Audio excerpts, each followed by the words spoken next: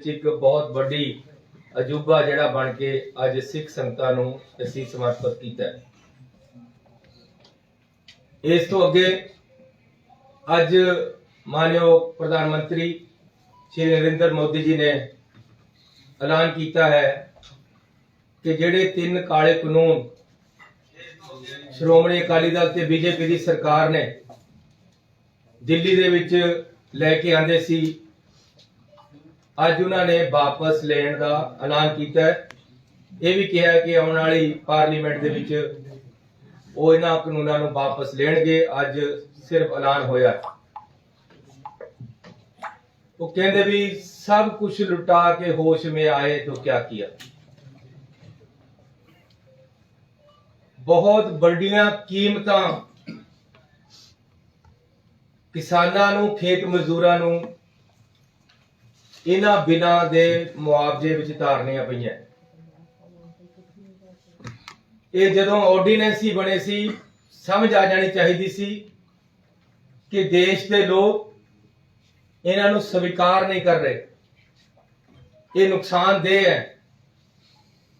लेकिन एक जिद करके इन्हां नूं अगे लटकाया गया। सुप्रीम कोर्ट ने इन्हां नूं रोक लगाती, फिर भी इन्हां नूं लमकाया गया। अखीर तक पूरा किसानां दा, मजदूरां दा, लोकां दा कहते भी अंत देख के जिस तरह मच्छी पत्थर चट के मुड़दी है उस तरह मोड़ा पाया गया। जदों चोणां आ गईयां, यूपी दे विच हार निश्चित हो गई, किसानां दियां शहीदियां हो गईयां ते किसान टस मस्ते नहीं होए, मजदूर मारे गए, लोकां दे विच त्राह हो गई, टोल प्लाजे बंद हो गए। पंजाब सरकार बिल्कुल नाल किसानां दे खड़ गई।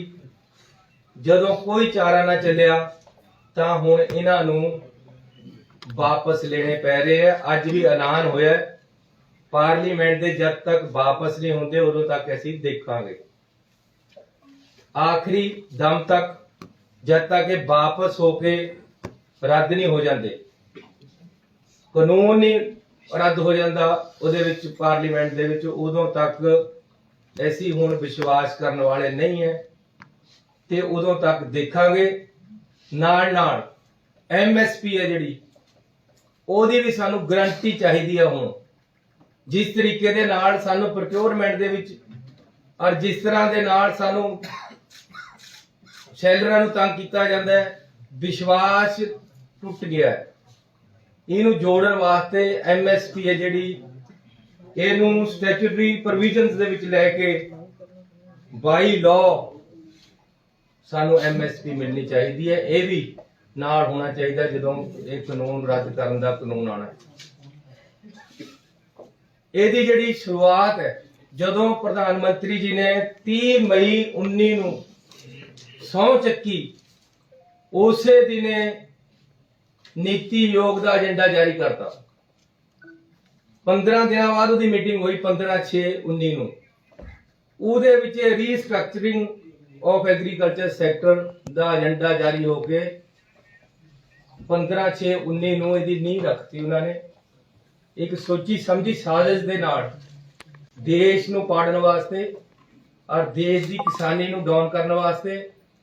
पंजाब खेती प्रधान सूबा है, जे सातों खेती ही खो ली जे गई तो उन्होंने पता है कि इन्हां तो खेती इन्हां दी कमजोर कर दो, ये कमजोर हो जाणगे। साडी खेती नूं कमजोर करके पंजाब नूं कमजोर करन दी एक सोची समझी है बड़ी साजिश सी, जेड़ी तो केंद्र सरकार नूं पिछे हटना पिया।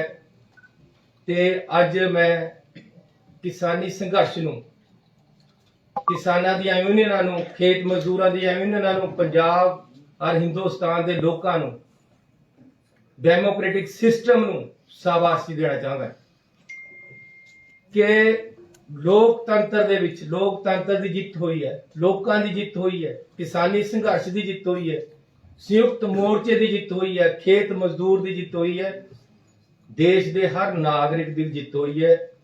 ते सच्चाई नितर के ऊपर आई है। जेड़े लोग डिस्टर्ब करना चाहते सी ਪਾੜੇ ਪਾਉਣਾ ਚਾਹੁੰਦੇ ਸੀ, ਵੋਟਾਂ ਦੀ ਰਾਜਨੀਤੀ ਕਰਦੇ ਉਹਨਾਂ ਨੂੰ ਪਿੱਛੇ ਹਟਣਾ ਪਿਆ। ਲੇਕਿਨ ਦੇਰ ਆਏ ਦੁਰਸਤ ਆਏ।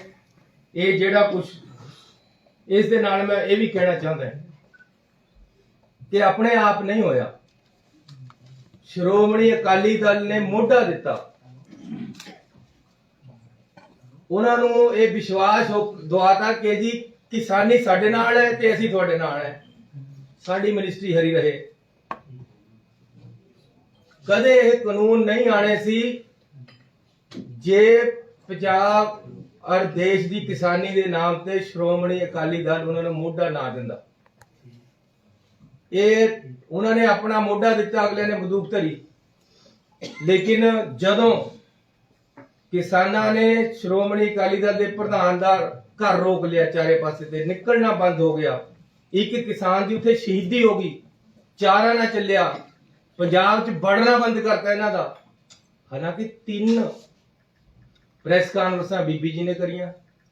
ਅਗਲੇ ਦਿਨ ਇੱਕ ਐਮਰਜੈਂਸੀ ਪ੍ਰੈਸ ਕਾਨਫਰੰਸ ਬੁਲਾ ਕੇ ਸੁਖਬੀਰ ਸਿੰਘ ਬਾਦਲ ਨੇ ਪੂਰੇ ਸੋਲੇ ਗਾਏ ਕਿ ਜੀ ਇਹ ਕਾਨੂੰਨ ਬਹੁਤ ਵਧੀਆ ਹੈ, ਇਹ ਰਹਿਣੇ ਚਾਹੀਦੇ ਹੈ, ਤੁਹਾਨੂੰ ਸਮਝ ਨਹੀਂ ਆ ਰਹੀ, ਤੁਸੀਂ ਕਿਸਾਨੋਂ ਸਮਝੋ। ਇੱਥੇ ਤੱਕ ਕਿ ਪ੍ਰਕਾਸ਼ ਸਿੰਘ ਬਾਦਲ ਬਜ਼ੁਰਗ ਹੋਣ ਦੇ ਬਾਵਜੂਦ ਵੀ ਉਹਨਾਂ ਤੋਂ ਵੀ ਇੱਕ ਪ੍ਰੈਸ ਕਾਨਫਰੰਸ ਕਰਾ ਕੇ ਉਹਨਾਂ ਤੋਂ ਵੀ ਬਿਆਨ ਦਵਾ ਦਿੱਤਾ ਗਿਆ ਕਿ ਜੀ ਇਹ ਕਾਨੂੰਨ ਚੰਗੇ ਹੈ। ਜਦ ਕਿਸਾਨਾਂ ਨੇ ਚਾਰੇ ਪਾਸੇ ਤੇ ਰੋਕ ਲਏ, ਇਹਨਾਂ ਨੇ ਵਾਪਸ ਲਏ, ਆਪਣੇ ਆਪ ਨੂੰ ਉੱਥੇ ਤੇ ਨਿਕਲ ਕੇ ਆਏ ਮਿਨਿਸਟਰੀ ਚੋਂ। ਲੇਕਿਨ ਅੱਜ ਵੀ ਮੈਨੂੰ ਇਹਨਾਂ ਦੇ ਸਮਝੌਤੇ ਦਿਖ ਰਹੇ। ਅੱਜ ਵੀ ਇਹੀ ਕਹਿੰਦੇ ਕਿ ਜਦ ਤੱਕ ਕਾਨੂੰਨ ਵਾਪਸ ਨਹੀਂ ਲੈਂਦੇ, ਜਦ ਤੱਕ ਅਸੀਂ ਵੱਖਰੇ ਹਾਂ। ਇਹਦਾ ਮਤਲਬ ਹੈ ਸਾਜ਼ਿਸ਼ ਕਈ ਪਾਸੇ ਤੋਂ ਹੋਈ ਹੈ ਤੇ ਕਈ ਪਾਸੇ ਇਹਨਾਂ ਦੇ ਨਾਲ ਰਲ ਕੇ ਅੱਗੇ ਨੂੰ ਵੀ ਪੰਜਾਬ ਦਾ ਨੁਕਸਾਨ ਕਰ ਸਕਦੇ ਹੈ। ਇਸ ਲਈ ਮੈਂ ਆਮ ਆਦਮੀ ਵਾਲਿਆਂ ਨੂੰ ਬੇਨਤੀ ਕਰਨਾ ਚਾਹੁੰਦਾ ਕਿ ਤੁਸੀਂ ਅੱਜ ਵੀ ਸੋਲੇ ਗਾਤੇ ਕਿ ਜੀ ਇਹ ਕਾਨੂੰਨ ਰੱਦ ਹੋਏ ਆ, ਇਹਦੇ 'ਚ ਇੰਨੇ ਬੰਦੇ ਮਰ ਗਏ ਆ, ਇਹ ਹੋਇਆ ਉਹ ਹੋਇਆ। ਤੁਸੀਂ ਤਾਂ ਭਾਈ ਆਪ ਇਹ ਕਾਨੂੰਨ ਨੂੰ, ਇਹਨਾਂ 'ਚੋਂ ਜਿਹੜਾ ਸਭ ਤੋਂ ਖਤਰਨਾਕ ਕਾਨੂੰਨ ਹੈ, farmers produce trade and commerce promotion and facilitation act 2020, ਉਹਦੀ ਨੋਟੀਫਿਕੇਸ਼ਨ, ਉਹਨੂੰ ਲਾਗੂ ਦਿੱਲੀ ਦੇ ਵਿੱਚ ਕੀਤਾ ਗਿਆ ਕੇਜਰੀਵਾਲ ਜੀ ਵੱਲੋਂ। ਮੈਂ ਉਹਨਾਂ ਨੂੰ ਬੇਨਤੀ ਕਰਨਾ ਚਾਹੁੰਦਾ ਹਾਂ ਕਿ ਕੇਂਦਰ ਸਰਕਾਰ ਨੇ ਰੱਦ ਕਰਨੇ ਦਾ ਐਲਾਨ ਕਰਤਾ ਹੈ, ਕਿਰਪਾ ਤੁਸੀਂ ਵੀ ਕਰੋ। ਇਸ ਤੋਂ ਪਹਿਲਾਂ ਕਿ ਪਾਰਲੀਮੈਂਟ ਬੁਲਾ ਕੇ ਨਰਿੰਦਰ ਮੋਦੀ ਜੀ ਨੂੰ ਰੱਦ ਕਰਨ, ਆਪਣੇ ਉੱਪਰੋਂ ਕਾਲਖ ਲਾ ਲਓ ਤੇ ਨੋਟੀਫਿਕੇਸ਼ਨ ਰੱਦ ਕਰਕੇ ਇਹਨਾਂ ਨੂੰ ਰੱਦ ਕਰ ਦਿਓ ਜਿਹੜਾ ਤੁਸੀਂ ਕੀਤਾ ਹੋਇਆ। ਇਹ ਕਾਨੂੰਨ ਤਾਂ ਆਮ ਆਦਮੀ ਪਾਰਟੀ ਨੇ ਵੀ ਫੈਸਿਲਿਟੇਟ ਕੀਤੇ, ਉਹਨਾਂ ਨੇ ਨੋਟੀਫਿਕੇਸ਼ਨ ਕਰਕੇ ਦਿੱਲੀ ਦੇ ਵਿੱਚ ਲਾਗੂ ਕੀਤੇ ਹੈ ਤੇ ਇੱਥੇ ਆ ਕੇ ਕਹਿੰਦੇ ਜੀ ਅਸੀਂ ਇਹਨਾਂ ਕਾਨੂੰਨਾਂ ਦੇ ਖਿਲਾਫ ਵੋਟਾਂ ਲੈਣੀਆਂ ਕਿਸਾਨਾਂ ਦੀਆਂ। ਦਿੱਲੀ ਦੇ ਵਿੱਚ ਕਿਸਾਨਾਂ ਨੂੰ ਪਾਣੀ ਫ੍ਰੀ ਨਹੀਂ ਦਿੰਦੇ, ਬਿਜਲੀ ਫ੍ਰੀ ਨਹੀਂ ਦਿੰਦੇ, ਇੱਥੇ ਆ ਕੇ ਕਹਿੰਦੇ ਅਸੀਂ ਵੋਟਾਂ ਲੈਣੀਆਂ। ਲੇਕਿਨ ਮੈਂ ਕਹਿੰਦਾ ਇਹਨਾਂ ਤੋਂ ਵੋਟਾਂ ਦੀ ਰਾਜਨੀਤੀ ਨਹੀਂ ਹੋਣੀ ਚਾਹੀਦੀ। ਇਹ ਰਾਜਨੀਤਿਕ ਗੱਲ ਨਹੀਂ ਹੈ, ਇਹ ਸਮਾਜ ਔਰ ਦੇਸ਼ ਦੀ ਏਕਤਾ, ਅਖੰਡਤਾ ਔਰ ਕਿਸਾਨੀ ਜਿਹੜਾ ਕਿ ਸਾਡਾ ਅੰਨਦਾਤਾ ਹੈ, ਉਸ ਨੂੰ ਭਿਖਾਰੀ ਬਣਾਉਣ ਦੀ ਜਿਹੜੀ ਸੋਚ ਹੈ, ਉਸ ਦੇ ਖਿਲਾਫ ਇਹ ਸੰਘਰਸ਼ ਜਿਹੜਾ ਹੋਇਆ ਸੰਯੁਕਤ ਮੋਰਚਾ ਦਾ, ਅੱਜ ਉਸ ਦੀ ਜਿੱਤ ਹੋਈ ਹੈ।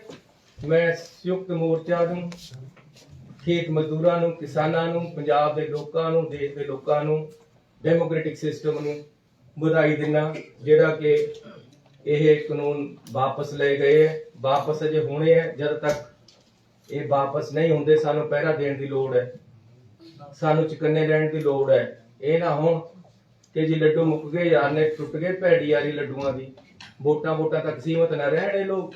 ਇਹ ਕਾਨੂੰਨ ਵਾਪਸ ਦਵਾਉਣੇ ਹੈ ਤੇ MSP ਜਿਹੜਾ ਉਹ ਕਾਨੂੰਨ ਦੇ ਰੂਪ ਵਿੱਚ ਮਿਲੇ। ਤੇ ਮੈਂ ਬੇਨਤੀ ਕਰਨਾ ਚਾਹੁੰਦਾ ਕਿ ਸਰਕਾਰ ਪੰਜਾਬ ਦੇ ਵਿੱਚ ਕਿਸਾਨ ਹਿਤੈਸ਼ੀ ਹੈ, ਮਜ਼ਦੂਰ ਹਿਤੈਸ਼ੀ ਹੈ, ਹਰ ਵਰਗ ਦੇ ਨਾਲ ਅਸੀਂ ਮਿਲ ਕੇ ਚੱਲਦੇ ਹਾਂ।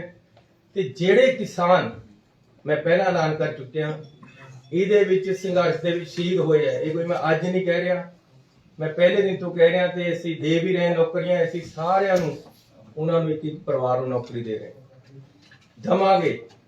ਤੇ ਨਾਲ ਇੱਕ ਮੈਮੋਰੀਅਲ ਇਸ ਸੰਘਰਸ਼ ਦੇ ਨਾਮ ਤੇ ਕਿਸਾਨ ਯੂਨੀਅਨ ਜਿਸ ਤਰ੍ਹਾਂ ਉਹਦਾ ਨਾਮ ਦੱਸਣਗੇ, ਐਸੀ ਇੱਕ ਪੰਜਾਬ ਦੇ ਵਿੱਚ ਢੁਕਵੀਂ ਜਗ੍ਹਾ ਤੇ ਵੱਡਾ ਮੈਮੋਰੀਅਲ ਇਸ ਸੰਘਰਸ਼ ਦੇ, ਕਿਉਂਕਿ ਲੋਕਾਂ ਦਾ ਸੰਘਰਸ਼ ਹੈ। ਆਜ਼ਾਦੀ ਤੋਂ ਬਾਅਦ ਜੇ ਕੋਈ ਵੱਡਾ ਸੰਘਰਸ਼ ਚੱਲਿਆ ਤਾਂ ਇਹ ਹੈ ਜਿਹਨੇ ਪੰਜਾਬ ਹੀ ਨਹੀਂ ਪੂਰੇ ਦੇਸ਼ ਵਿੱਚ ਡੈਮੋਕ੍ਰੈਟਿਕ ਸਿਸਟਮ ਨੂੰ ਤਗੜਾ ਕੀਤਾ ਹੈ, ਡਿਕਟੇਟਰਸ਼ਿਪ ਨੂੰ ਨੱਥ ਪਾਈ ਹੈ, ਡਿਕਟੇਟਰਸ਼ਿਪ ਨੂੰ ਕਿਹਾ ਕਿ ਇੱਥੇ ਤੁਹਾਡੇ ਵਾਸਤੇ ਕੋਈ ਜਗ੍ਹਾ ਨਹੀਂ ਹੈ, ਇਹ ਲੋਕਾਂ ਦਾ ਰਾਜ ਹੈ, ਲੋਕਾਂ ਦੇ ਮੁਤਾਬਕ ਚੱਲੇਗਾ, ਤੁਸੀਂ ਇੱਕ ਤਰਫਾ ਡਿਸੀਜਨ ਨਹੀਂ ਕਰ ਸਕਦੇ। ਇਹ ਨਹੀਂ ਹੈ ਕਿ ਵੋਟਾਂ ਪਾਰਲੀਮੈਂਟ 'ਚ ਪਈਆਂ ਹੀ ਨਹੀਂ ਤੁਹਾਨੂੰ ਪੂਰੀਆਂ, ਤੁਸੀਂ ਕਾਨੂੰਨ ਲਾਗੂ ਕਰਤਾ, ਰਾਜ ਸਭਾ 'ਚ ਵੋਟਾਂ ਪਾਈਆਂ ਹੀ ਨਹੀਂ, ਕਾਨੂੰਨ ਲਾਗੂ ਕਰਤਾ।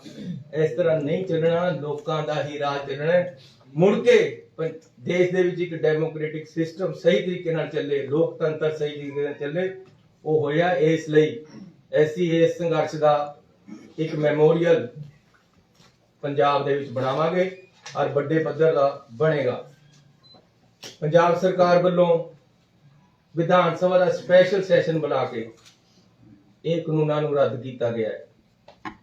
ਇਸ ਤੋਂ ਉੱਪਰ ਅਕਾਲੀ ਦਲ ਵੱਲੋਂ 2013 ਵਿੱਚ ਇਹੀ ਕਾਨੂੰਨ ਜਿਹੜੇ ਲੈ ਕੇ ਆਦੇ ਸੀ, ਸਾਡੀ ਸਰਕਾਰ ਨੇ, ਜਿਹੜੀ ਲੋਕਾਂ ਦੀ ਅੱਜ ਸਰਕਾਰ ਪੰਜਾਬ ਦੇ ਵਿੱਚ, ਉਸ ਨੇ ਰੱਦ ਕੀਤਾ ਹੈ ਇਹਨਾਂ ਕਾਨੂੰਨਾਂ ਨੂੰ। 13 ਵਾਲਾ ਕਾਨੂੰਨ ਪੰਜਾਬ ਦਾ ਵੀ ਅਸੀਂ ਰੱਦ ਕੀਤਾ ਤੇ ਅਮੈਂਡਮੈਂਟਾਂ ਉਹ ਵੀ ਲਿਆਏ ਜਿਹੜੀਆਂ ਕਿਤੇ ਖਰਾਬ ਸੀ।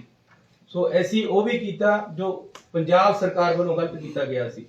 ਕੇਂਦਰ ਦੇ ਵੀ ਕਾਨੂੰਨ ਅਸੀਂ ਰੱਦ ਕਰਨ ਵਾਸਤੇ ਰੈਜੂਲੇਸ਼ਨ ਲਿਆ ਕੇ ਇੱਕ ਆਪਣੇ ਆਪ ਨੂੰ ਵਿਧਾਨ ਸਭਾ ਚੋਂ ਨਿਰਦੇਸ਼ ਜਾਰੀ ਕਰਾਏ ਹੈ ਕਿ ਇਹ ਕਾਨੂੰਨ ਪੰਜਾਬ ਦੇ ਵਿੱਚ ਲਾਗੂ ਨਾ ਹੋਵੇ। ਪੰਜਾਬ ਦਾ ਰਵੱਈਆ ਦੇਖ ਕੇ, ਸਰਕਾਰ ਦਾ ਰਵੱਈਆ ਦੇਖ ਕੇ, ਏਕਤਾ ਦੇਖ ਕੇ, ਪਰ 3 ਦਿਨ ਪਹਿਲਾਂ ਤਾਂ ਅਜੇ ਮੇਰੀ ਕਿਸਾਨਾਂ ਦੇ ਨਾਲ ਮੀਟਿੰਗ ਹੋਈ ਤੇ ਉੱਥੇ ਅਸੀਂ ਪੂਰੀ ਏਕਤਾ ਦਿਖਾਈ ਹੈ ਕਿਸਾਨਾਂ ਦੇ ਨਾਲ, ਕਿਸਾਨਾਂ ਦੀਆਂ ਸਾਰੀਆਂ ਮੰਗਾਂ ਮੰਨੀਆਂ। ਕੇਂਦਰ ਨੂੰ ਸਮਝ ਆ ਗਈ ਕਿ ਪੰਜਾਬ ਸਰਕਾਰ, ਕਿਸਾਨ, ਮਜ਼ਦੂਰ, ਪੰਜਾਬ ਇੱਕ ਤਰਫ ਖੜਾ ਹੈ। ਇਸ ਲਈ ਇਹ ਕਾਨੂੰਨ ਰੱਦ ਕੀਤੇ ਗਏ ਹੈ। ਮੈਂ ਹੁਣ ਅੱਗੇ ਇੱਕ ਬੇਨਤੀ ਕਰਨਾ ਚਾਹੁੰਦਾ ਕਿ BSF ਦਾ ਜਿਹੜਾ ਦਾਇਰਾ ਵਧਿਆ ਹੈ, ਇਹ ਵੀ ਵੱਡੀ ਲੜਾਈ ਹੈ ਜਿਹੜੀ ਪੰਜਾਬ ਦੇ ਲੋਕਾਂ ਨੂੰ ਲੜਨੀ ਪਏਗੀ ਤੇ ਆਪਾਂ ਨੇ ਲੜਨੀ ਹੈ। ਇਹ ਦਾਇਰਾ ਵਾਪਸ 5 ਕਿਲੋਮੀਟਰ ਤੱਕ ਜਾਵੇ, ਇਸ ਵਾਸਤੇ ਸੰਘਰਸ਼ ਵਿੱਢਣਾ ਹੈ। ਅਸੀਂ ਵਿਧਾਨ ਸਭਾ ਦੇ ਵਿੱਚ ਪਾਸ ਕਰ ਚੁੱਕੇ ਹਾਂ, ਸਾਰੀਆਂ ਪਾਰਟੀਆਂ ਦਾ ਇੱਕ ਵਫਦ ਬੁਲਾ ਕੇ ਉਹਨਾਂ ਨੂੰ ਬੇਨਤੀ ਕਰਕੇ ਡਿਸਕਸ਼ਨ ਕਰ ਚੁੱਕੇ ਹਾਂ। ਜੋ ਮਤਾ ਉਹਨਾਂ ਨੇ ਕਿਹਾ ਸੀ ਵਿਧਾਨ ਸਭਾ ਬੁਲਾ ਕੇ ਪਾਇਆ ਹੈ। ਹੁਣ ਇਹ ਸੰਘਰਸ਼ ਇਸ ਤੋਂ ਅੱਗੇ ਵਧਣਾ ਹੈ। ਇਸ ਲਈ ਮੈਂ ਕਿਸਾਨ ਯੂਨੀਅਨ ਨਾਲ ਵੀ, ਖੇਤ ਮਜ਼ਦੂਰ ਨੂੰ ਵੀ, ਪੰਜਾਬ ਦੇ ਲੋਕਾਂ ਨੂੰ ਬੇਨਤੀ ਕਰਦਾ ਕਿ ਇਸ ਸੰਘਰਸ਼ ਵਾਸਤੇ ਸਾਨੂੰ ਤਿਆਰੀ ਕਰਨੀ ਪੈਣੀ ਹੈ। ਨਾਲ ਹੀ ਇਹ ਮੈਂ ਬੇਨਤੀ ਕਰਦਾ ਮੁੱਖ ਮੰਤਰੀ ਜੀ ਨੂੰ ਕਿ ਜਿੱਥੇ ਇਹ ਕੀਤਾ ਹੈ ਉੱਥੇ ਸਾਡੇ ਜਿਹੜੇ 50 ਕਿਲੋਮੀਟਰ ਵਾਲਾ ਹੈ ਪ੍ਰਧਾਨ ਮੰਤਰੀ ਜੀ, ਕੋਈ ਗੱਲ ਨਹੀਂ। ਹੁਣ ਮੈਂ ਇਹ ਬੇਨਤੀ ਕਰਨਾ ਚਾਹੁੰਦਾ ਕਿ ਇਹ ਕਾਨੂੰਨਾਂ ਨੂੰ ਵਾਪਸ ਲੈ ਲਓ। ਜਿਹੜਾ ਤੁਸੀਂ ਨੋਟੀਫਿਕੇਸ਼ਨ ਕੀਤਾ ਇਹ ਗਲਤ ਹੈ, ਦੇਸ਼ ਦੇ ਫੈਡਰਲ ਸਿਸਟਮ ਦੇ ਖਿਲਾਫ ਹੈ। ਤੁਹਾਨੂੰ ਇਸ ਦਾ ਅਧਿਕਾਰ ਨਹੀਂ ਹੈ ਕਿ ਤੁਸੀਂ ਪੰਜਾਬ ਦੇ ਵਿੱਚ ਇਸ ਤਰੀਕੇ ਦੇ ਨਾਲ ਇੰਟਰਫੇਅਰ ਕਰੋ।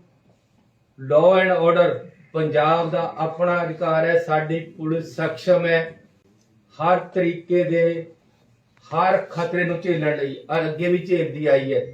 ਇਸ ਕਰਕੇ ਇਹ ਵੀ ਖਤਮ ਹੋਣੇ ਚਾਹੀਦੇ ਹੈ, ਇਹ ਜ਼ਰੂਰੀ ਹੈ। ਔਰ ਮੈਂ ਕਿਸਾਨ ਯੂਨੀਅਨ ਨੂੰ, ਸੰਯੁਕਤ ਮੋਰਚੇ ਨੂੰ ਇੱਕ ਵਾਰ ਫੇਰ ਵਧਾਈ ਦੇਣਾ। ਤੁਹਾਡਾ ਸਾਰਿਆਂ ਦਾ ਬਹੁਤ ਧੰਨਵਾਦ। ਸਭ ਸਵਾਲ ਹੈ ਤੁਸੀਂ ਉਹ ਗੈਲਰੀਆਂ ਜਿਹੜੀਆਂ ਦਿੱਤੀਆਂ 14 ਕੀ ਹੈ, ਉੱਥੇ 11 ਕੀ ਹੈ? 11 ਗੈਲਰੀਆਂ ਹੈ, ਉਹਦੇ ਚ 7 ਦੇ ਵਿੱਚ ਫਿਲਮਾਇਆ ਗਿਆ ਹੈ, 4 ਦੇ ਵਿੱਚ ਦਰਸਾਇਆ ਗਿਆ ਹੈ। ਅਕਾਲੀ ਦਲ ਦੀ ਸਟੇਟਮੈਂਟ ਆਈ ਹੈ ਕਿ ਅਸੀਂ ਬੀਜੇਪੀ ਦੇ ਨਾਲ ਨਹੀਂ ਜਾਵਾਂਗੇ। ਕੈਪਟਨ ਅਮਰਿੰਦਰ ਸਿੰਘ ਦੀ ਸਟੇਟਮੈਂਟ ਆਈ ਹੈ ਕਿ ਮੈਂ ਹੁਣ ਬੀਜੇਪੀ ਦੇ ਨਾਲ 101% ਅਲਾਈਅੰਸ ਕਰਾਂਗਾ।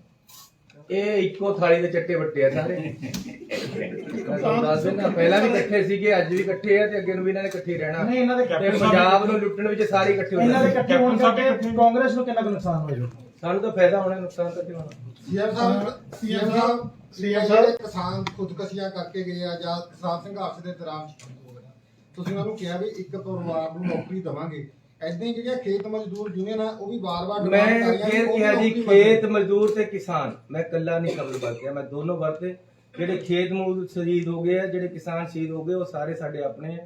ਅਸੀਂ ਸਾਰਿਆਂ ਨੂੰ ਇੱਕ ਇੱਕ ਪਰਿਵਾਰ ਨੂੰ ਇੱਕ ਇੱਕ ਨੌਕਰੀ ਦੇਵਾਂਗੇ। ਜੰਨੀ ਸਾਹਿਬ ਇੱਕ ਮਿੰਟ, ਜੰਨੀ ਸਾਹਿਬ ਇਹ ਸੰਘਰਸ਼ ਤਕਰੀਬਨ 1 ਸਾਲ ਚੱਲਿਆ। ਉਹ ਸਭ ਤੋਂ ਪਹਿਲਾਂ ਪੰਜਾਬ ਸਟਾਰਟ ਹੋਇਆ, ਰੇਲਾਂ ਰੋਕੀਆਂ ਗਈਆਂ, ਟਰੈਕ ਰੋਕੇ ਗਏ, ਬਹੁਤ ਕੁਝ ਹੋਇਆ। 1 ਸਾਲ ਤੱਕ ਪੰਜਾਬ ਦੇ ਵਿੱਚ ਕਾਰੋਬਾਰ, ਇੱਕ ਚੀਜ਼ਾਂ ਅਲੱਗ-ਅਲੱਗ ਠੱਪ ਰਹੀਆਂ, ਬੰਦ ਰਹੀਆਂ। ਔਰ ਉਹਦਾ ਤੁਸੀਂ ਕਿੰਨਾ ਕੁ ਆਕਲਨ ਕਰਦੇ, ਕਿੰਨਾ ਕੁ ਪੰਜਾਬ ਨੂੰ ਦਾ ਨੁਕਸਾਨ ਮੈਂ- ਕਰਨਾ ਪਿਆ, ਸੰਘਰਸ਼ ਫੋੜ ਦਾ ਯੋਗਦਾਨ ਪਾਇਆ ਤੇ ਪੰਜਾਬ ਦਾ ਕਿੰਨਾ ਕੁ ਨੁਕਸਾਨ ਹੋਇਆ? ਤੁਹਾਡਾ ਬਿਲਕੁਲ ਅੱਛਾ ਸਵਾਲ ਹੈ। ਮੈਂ ਲਿਖ ਕੇ ਵੀ ਲਿਆਇਆ ਸੀ, ਇਹ ਗੱਲ ਮੈਂ ਜੇ ਬੋਲਣੀ ਹੈ ਕਿ ਕੇਂਦਰ ਸਰਕਾਰ ਜਿੰਨਾ ਨੁਕਸਾਨ ਹੋਇਆ ਸਰਕਾਰਾਂ ਦਾ ਤੇ ਕਿਸਾਨਾਂ ਦਾ ਉਹਦਾ ਮੁਆਵਜ਼ਾ ਦੇਵੇ। ਕੇਂਦਰ ਸਰਕਾਰ ਇੱਕ ਪੈਕੇਜ ਲੈ ਕੇ ਆਵੇ, ਕਿਸਾਨਾਂ ਦੀ ਮੰਦੀ ਹਾਲਤ ਜਿਹੜੀ ਉਹਨਾਂ ਨੇ ਕੀਤੀ ਹੋਈ ਹੈ ਤੇ ਕੀਤੀ ਹੈ ਉਹਦੇ ਵਾਸਤੇ ਇਹਨਾਂ ਦੇ ਕਰਜ਼ੇ ਮਾਫ ਕਰਨ ਦਾ, ਇਹਨਾਂ ਵਾਸਤੇ ਇੱਕ ਅੱਛਾ ਪੈਕੇਜ ਪੰਜਾਬ ਸਰਕਾਰ ਨੂੰ ਦਵੇ ਜਾਂ ਕਿਸਾਨਾਂ ਨੂੰ ਸਿੱਧਾ ਦਵੇ, ਜਿਹਦੇ ਨਾਲ ਨੁਕਸਾਨ ਦੀ ਭਰਪਾਈ ਹੋਵੇ।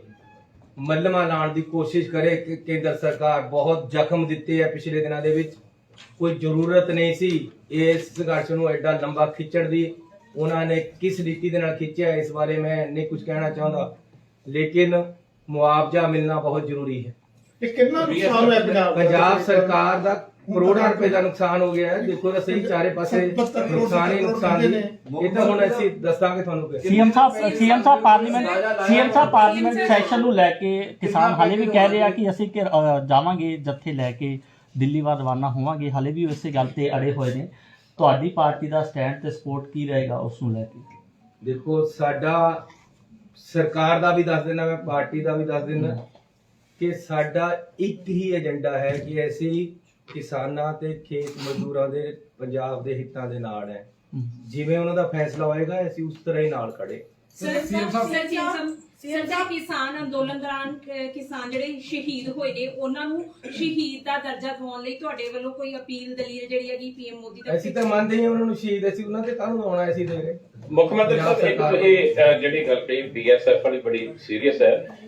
ਸਾਰੀਆਂ ਸਿਆਸੀ ਪਾਰਟੀਆਂ ਨੂੰ ਲੈ ਕੇ ਕਿੱਦਾਂ ਦਾ ਸੰਘਰਸ਼ ਤੁਸੀਂ ਸੋਚ ਰਹੇ ਜੇ ਸੜਕ ਤੇ ਆਉਣ ਤੇ ਕਾਨੂੰਨੀ ਲੜਾਈ ਜਾਂ ਪ੍ਰਾਈਮ ਮਿਨਿਸਟਰ ਨੂੰ ਸਾਰੀਆਂ ਪਾਰਟੀਆਂ ਦੇ ਨਾਲ ਮਿਲ ਕੇ ਵੀ ਸਲਾਹ ਕਰਾਂਗੇ, ਇਹਦੀ ਰੂਪਰੇਖਾ ਤਿਆਰ ਕਰਾਂਗੇ। ਅਜੇ ਅਸੀਂ ਉਹਨਾਂ ਨੂੰ ਅਸੀਂ ਸੁਪਰੀਮ ਕੋਰਟ 'ਚ ਜਾ ਰਹੇ ਹਾਂ, ਵਕੀਲ ਕਰ ਲਏ ਹੈ, ਕੋਰਟ ਦੇ ਵਿੱਚ ਕੇਸ ਪਾ ਰਹੇ ਹਾਂ ਤੇ ਨਾਲ ਜੇਕਰ ਨਹੀਂ ਮੰਨਣਗੇ ਤਾਂ ਸੰਘਰਸ਼ ਦੀ ਰੂਪਰੇਖਾ ਤਿਆਰ ਕੀਤੀ ਜਾਏਗੀ। ਸੀਐਮ ਸਾਹਿਬ ਸਰ, ਇੱਕ ਤੁਸੀਂ ਐਲਾਨ ਕੀਤਾ ਸੀ ਕਿ 5.5 ਰੁਪਏ ਰੇਤੇ ਦਾ ਪੁੱਟ ਤੈਅ ਕੀਤਾ ਗਿਆ, ਪਰ ਉਹ ਤੁਹਾਡੇ ਜ਼ਿਲ੍ਹੇ 'ਚ ਮਹਿੰਗਾ ਪਤਾ ਕਿਆ ਜੀ, ਅੱਜ ਫੇਰ ਕਿਸ ਟਾਈਮ ਸਰ ਜੂਰੀ ਹੈ ਜੀ ਸਰ ਤੁਹਾਡੇ, ਤੁਸੀਂ ਜਿਹੜੀ ਆਪ ਮਰਜ਼ੀ ਕਰ ਲਿਓ, ਲੇਕਿਨ ਅੱਜ ਫੇਰ ਮੇਰੀ ਸਰ ਗੱਲ ਮੁੰਡਾ ਟੈਕਸ ਵੀ ਲਿਆ ਜਾ ਰਹੀ ਡਾਇਵਰਟ ਹੋ ਜਾਏਗੀ, ਸਾਰੇ ਗੱਲ ਕੁਝ ਨਹੀਂ ਰਹੇਗਾ, ਫਿਕਰ ਨਾ ਕਰੋ।